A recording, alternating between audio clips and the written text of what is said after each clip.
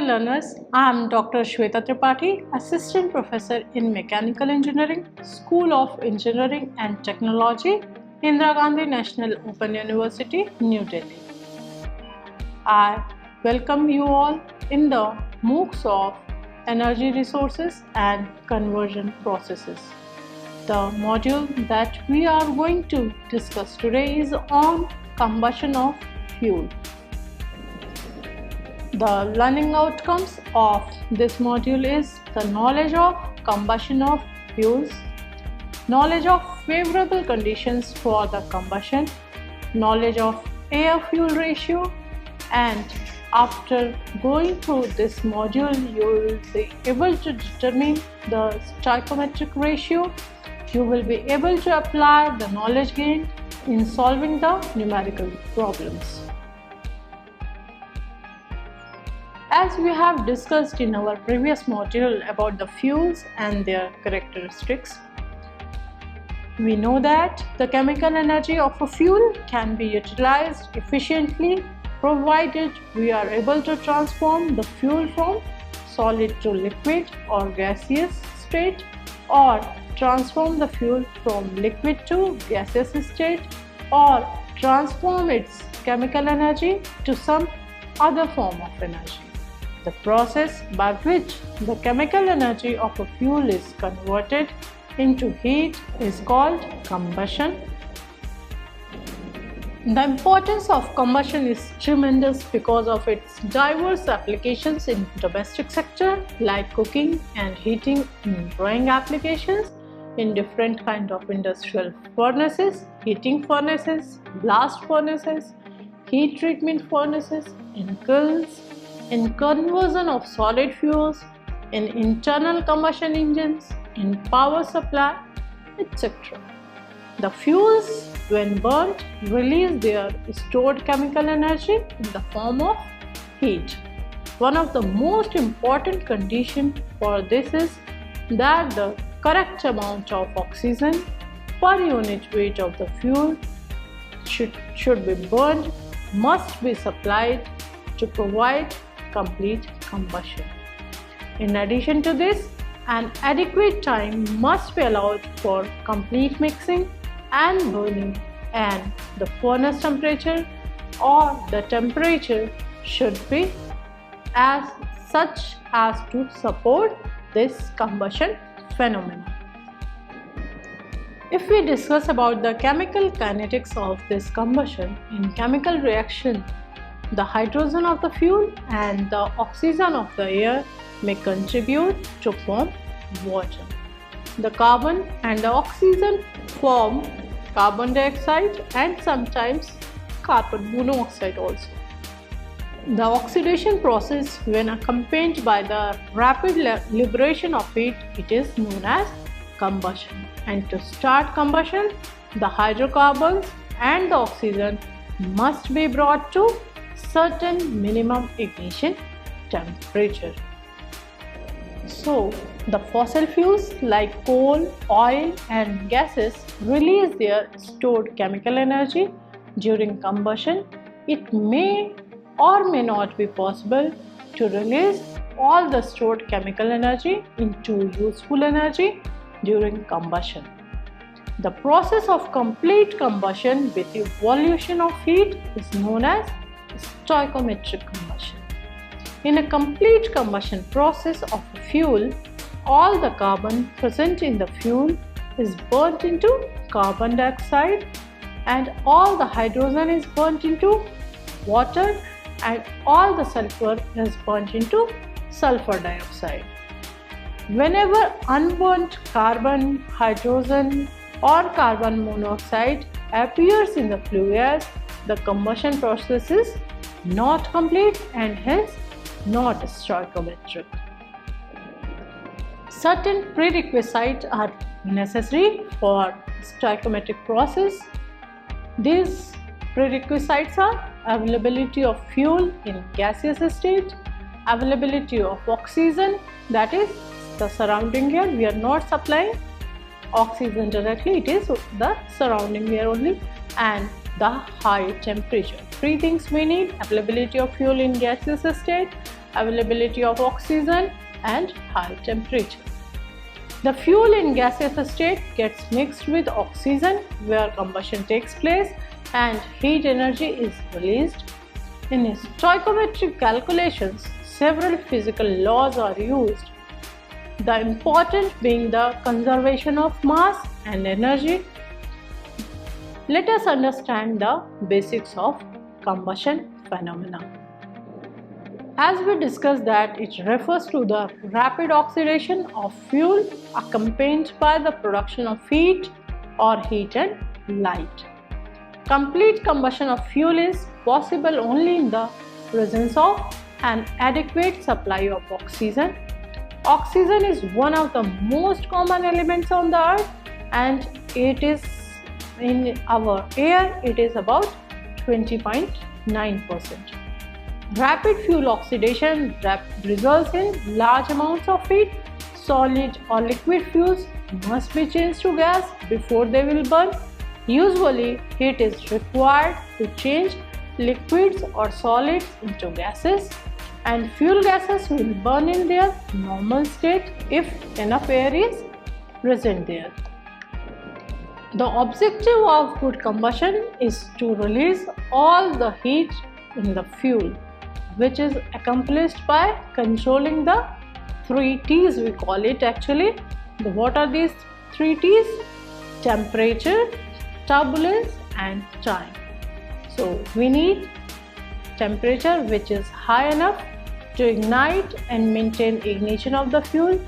We need turbulence or intimate mixing of the fuel and oxygen, and the third thing that we need is 30, which is time. The time should be sufficient for the complete combustion.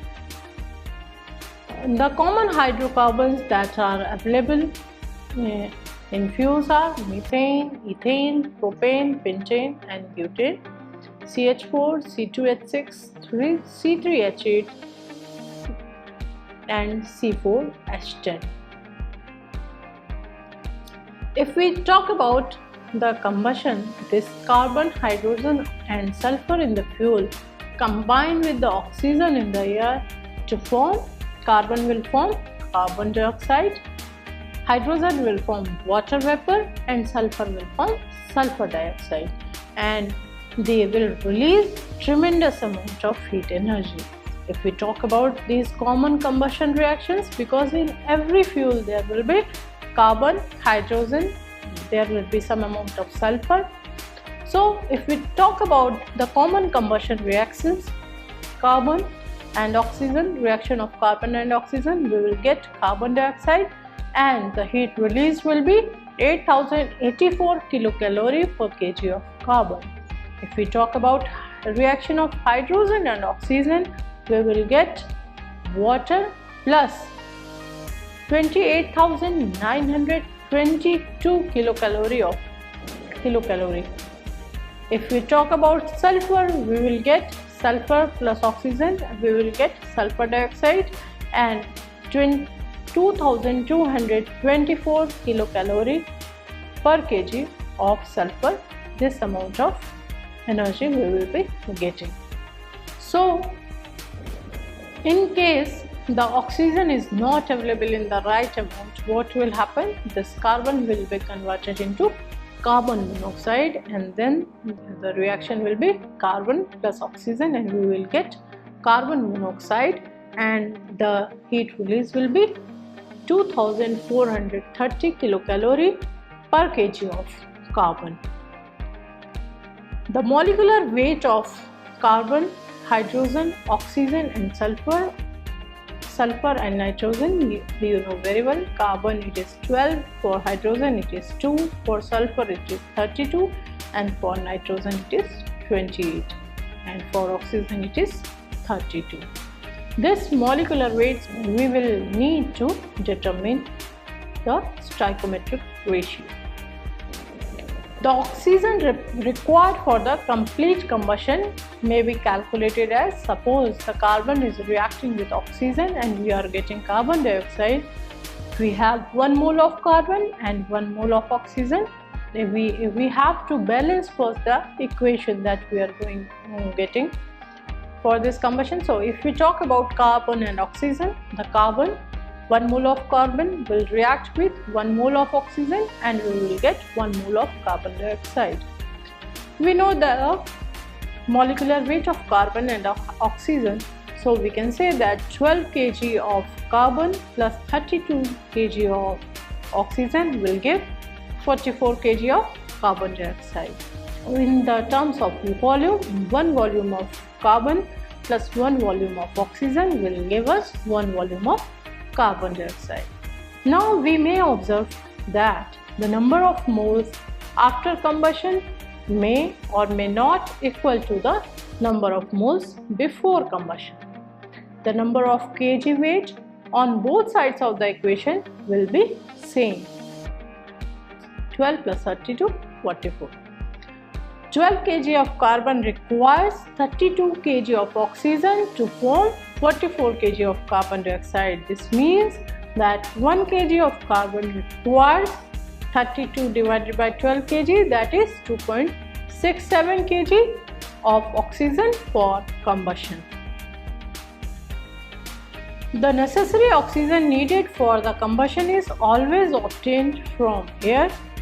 In addition to oxygen, air contains many gases such as nitrogen, argon, helium, neon, krypton, xenon and carbon dioxide and some water vapor.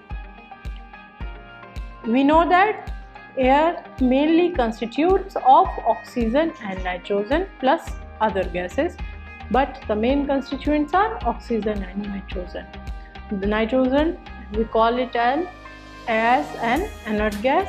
It does not take part in combustion reaction. The nitrogen will be observe some of the energy released during combustion and therefore is responsible for a lower combustion temperature. The main constituents of air, if we talk about the percentage composition by mass, then 23.2% of oxygen we are having and nitrogen 76.8%. If we talk about this constituent by volume, then we have 21% by volume oxygen and 79% by volume nitrogen. The stoichiometric amount of air required for burning of a fuel may be estimated by taking an example. Stoichiometric or theoretical combustion is the ideal combustion process where fuel is burnt completely.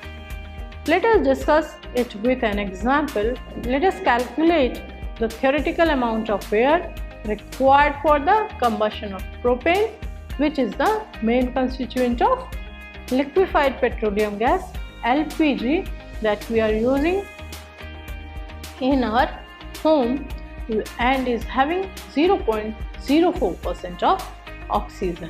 Let us discuss. So what will be the chemical reaction? The formula for the propane is C3H8, chemical formula C3H8, and it will react with oxygen. It will give carbon dioxide plus water for complete combustion. So first what we have to do? We have to balance the equation. So it will be C3H8 plus 5O2 and it will give 3 carbon dioxide plus 4 moles of water. So for 1 mole of propane we need 5 moles of oxygen and it will give us 3 mole of carbon dioxide and 4 moles of water. If we convert it into kg, what we will get? The weight of propane will be 44 kg and oxygen, because there are 5 moles of oxygen, so it will be 160 kg.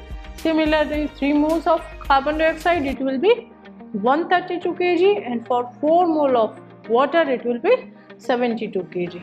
So 44 kg of propane requires 160 kg of oxygen to form 72 kg of water and 132 kg of carbon dioxide. This means that 1 kg of propane requires 160 divided by 44 kg, that is 3.64 kg of oxygen for combustion. The oxygen already available in fuel is 0.04. So the addition oxygen that we will require will be 3.64 minus 0.04, because 0.04 is there in fuel itself. So we will need 3.6 kg of oxygen. And the air contains 23% of oxygen by weight. Therefore, the quantity of air that is required, because we are giving direct air, we are not giving oxygen alone. So it will be 3.64 divided by 0.23, which will come out to be 15.65 kg of air. So what will be the stoichiometric? It will be 15.65. In any process like combustion, that for 1 kg we need 15.65.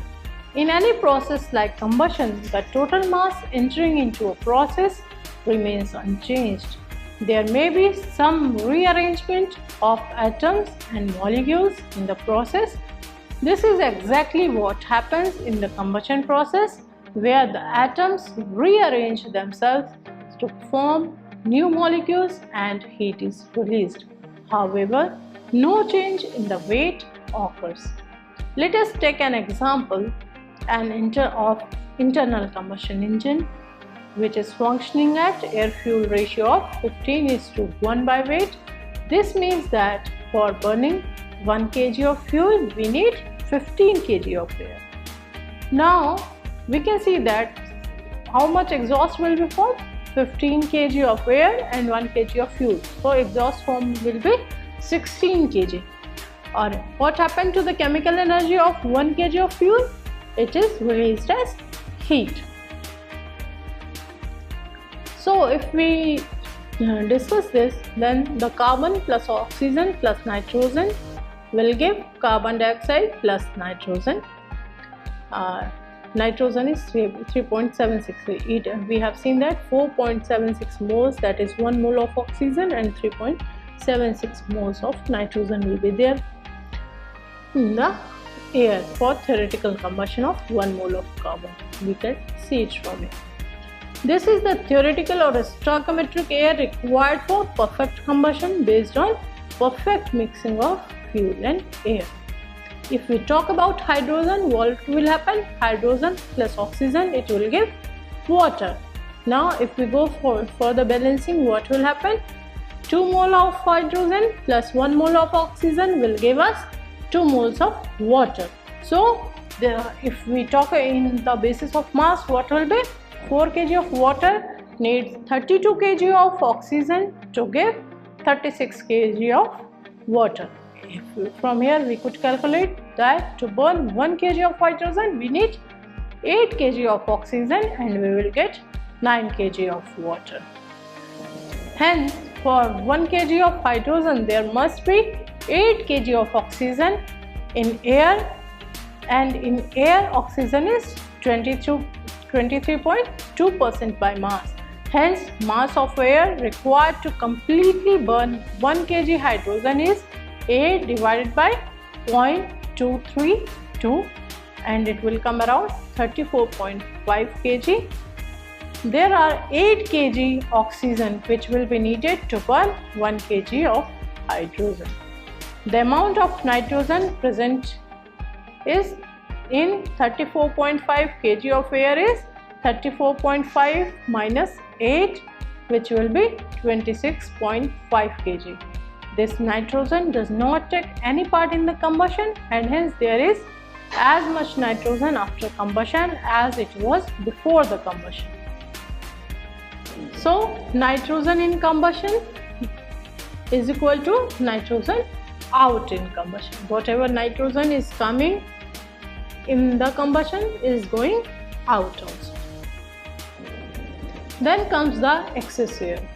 In the combustion process, any deficiency of air would cause the formation of smoke and carbon monoxide. The theoretical amount of air would require perfect mixing of fuel and air molecules. An excess of air is needed for complete combustion. The percentage of excess air is calculated by excess air is equal to actual air supplied minus theoretical amount of air divided by theoretical amount of air. If we want to convert it into percentage, we could multiply it by 100. Then comes the combustion efficiency. As we know that the combustion efficiency is the heat that is inside the fuel, or the energy that is available in the fuel, and the energy that is released from the fuel we are getting as output. And efficiency, we know that it is input upon output. So our input is energy available in the fuel, and output we are getting the energy after the combustion of the fuel. So combustion efficiency is the ratio of energy released from the fuel after the combustion to the energy available in the fuel before combustion. The combustion efficiency is optimized when the proper air fuel is supplied and mixed, or the combustion losses are minimized, and third is the incomplete combustion is avoided. Then comes the air-fuel ratio.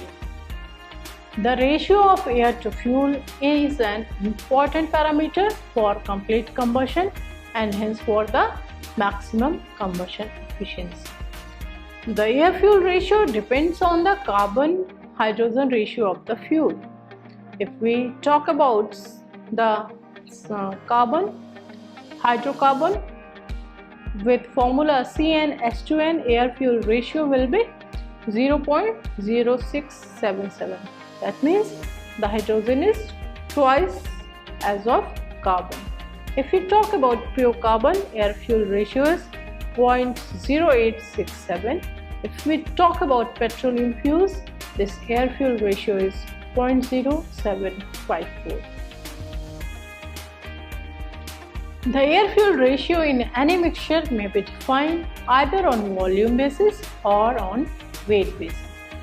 The simplified expressions for theoretical air-fuel ratio is 59.5 cc of air divided by cc of fuel, or if we talk in the terms of mass, it will be 15.1 gram air divided by grams of fuel or mass of fuel. The complete combustion depends upon several factors as mentioned earlier. One of the important parameters is the excess air which needs to be supplied for complete combustion. This in turn leads to some loss of sensible heat needed to heat this excess air to the atmosphere or to the temperature of the flue gas. One of the energy conservation measures is to utilize the waste heat in preheating the excess air required in the combustion processes. Then comes the theoretical air requirement for the combustion of a fuel. We have discussed that in any fuel, carbon and hydrogen are the principal elements that contribute in combustion.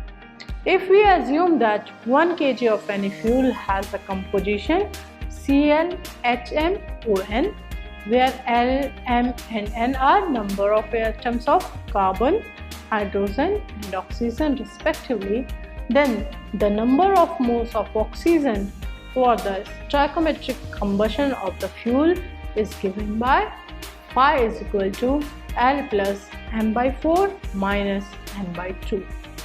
The amount of air for the complete combustion of the fuel is given by the amount of air is equal to 128.5 into the number of moles of oxygen for the stoichiometric combustion that we had calculated as L plus m by 4 minus n by 2. Let us call it phi kg of air per kg mole of the fuel. So amount of air will be 128.5 into phi kg of air per kilomole of the fuel.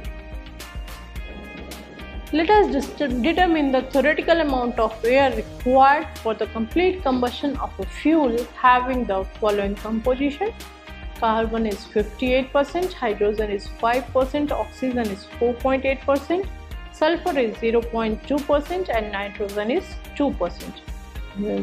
We can assume that moisture is about 10% and ash is about 20%.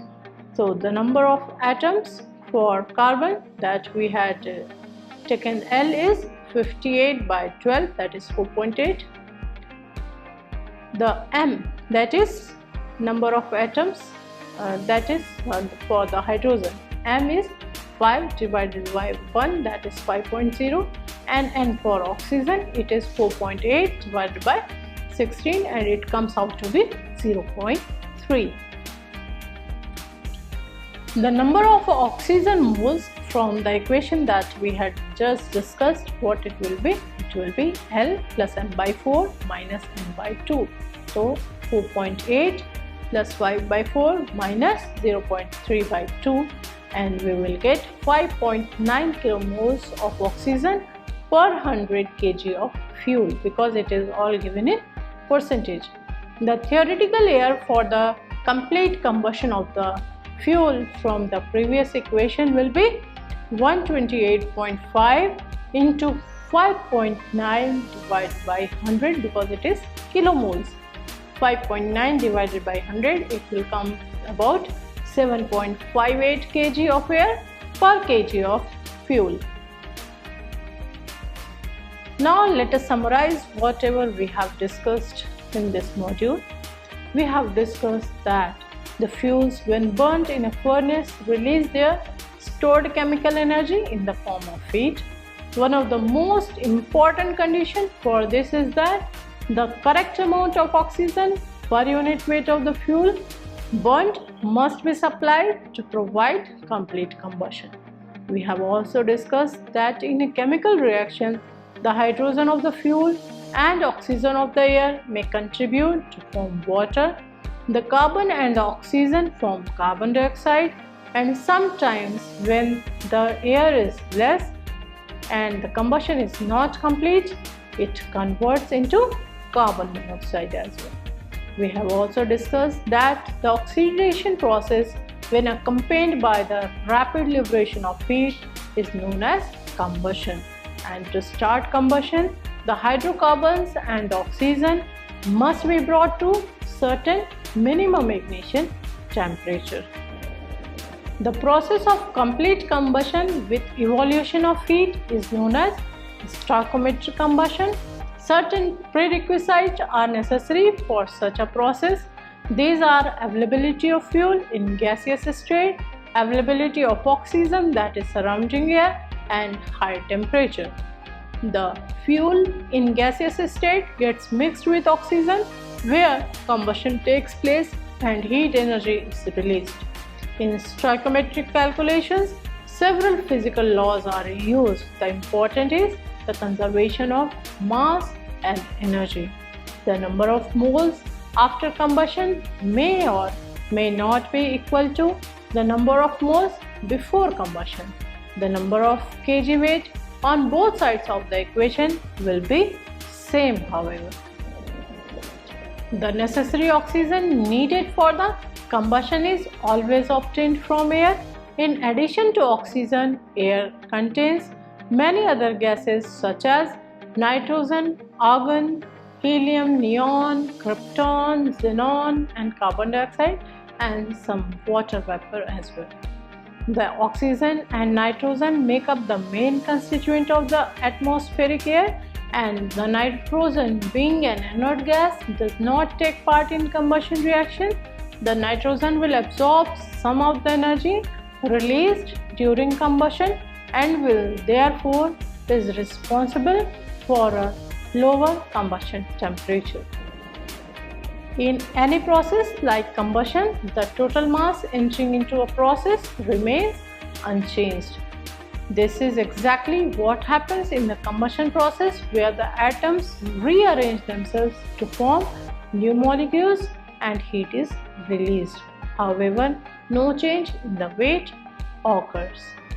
In the combustion process, any deficiency of air would cause the formation of smoke and carbon monoxide. The theoretical amount of air would require perfect mixing of fuel and air molecules, for which we need turbulence of air. The combustion efficiency is optimized when we have proper fuel air is supplied and mixed, and when the combustion losses are minimized. In order to get the combustion efficiency higher, or in order to optimize combustion efficiency, we have to avoid incomplete combustion as well. The ratio of air to fuel is an important parameter for complete combustion and hence for the maximum combustion efficiency. The air-fuel ratio depends on the carbon to hydrogen ratio of the fuel, and the air-to-fuel ratio in any mixtures may be defined either on volume basis or weight basis. In any fuel, carbon and hydrogen are the principal elements that contribute in combustion. The amount of air for the complete combustion of the fuel is equal to 128 into 5 kg of air per kilomole of the fuel, where phi is given by L plus m by 2 minus n by 4, where L, m and n are the number of atoms of carbon, hydrogen and oxygen respectively present in that fuel. Thank you very much.